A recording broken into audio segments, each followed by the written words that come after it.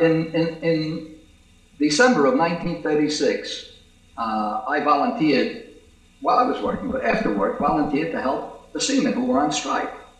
They just formed their union, and there was a general strike all across all the ports around the United States.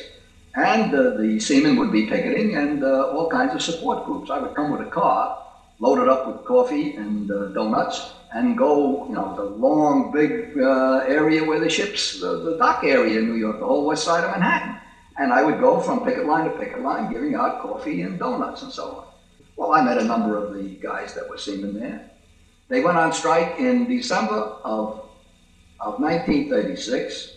A large number of them joined either the YCL or the Communist Party. And March, April, May, here they are with me in Spain. What kind of communists are these?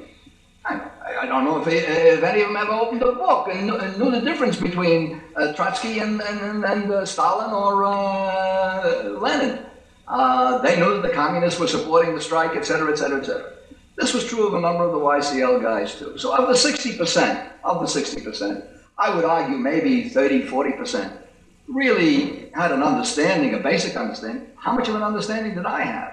I'd been in the YCL for 2 years. I'd gone to classes and so on and so forth.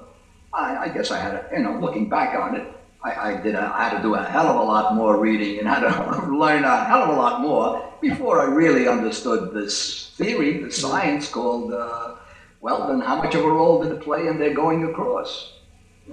Of the others, now here's something else that's very important, and that is that the committee that controlled who went was composed solely of communists. And they made a very wise decision, in my opinion, in that they tried to get a cross-section of America from as many cities and towns across the United States and from as many ethnic groups as they can get, and tried to make it conform in general to the population of the United States. And it paid off beautifully. In terms of all kinds of cities and towns that you wouldn't even hear of in Ohio, in Maine, in Oregon, in Texas, in Louisiana, had people. And if you have somebody up there in Spain, and the press becomes aware of it in your city or state, they began to give a tremendous amount of coverage as a result. And yes, we believe that our being in Spain played a great role in getting people to understand what fascism was, get their curiosity piqued so that they begin to read about it and deepen their understanding and objection to fascism.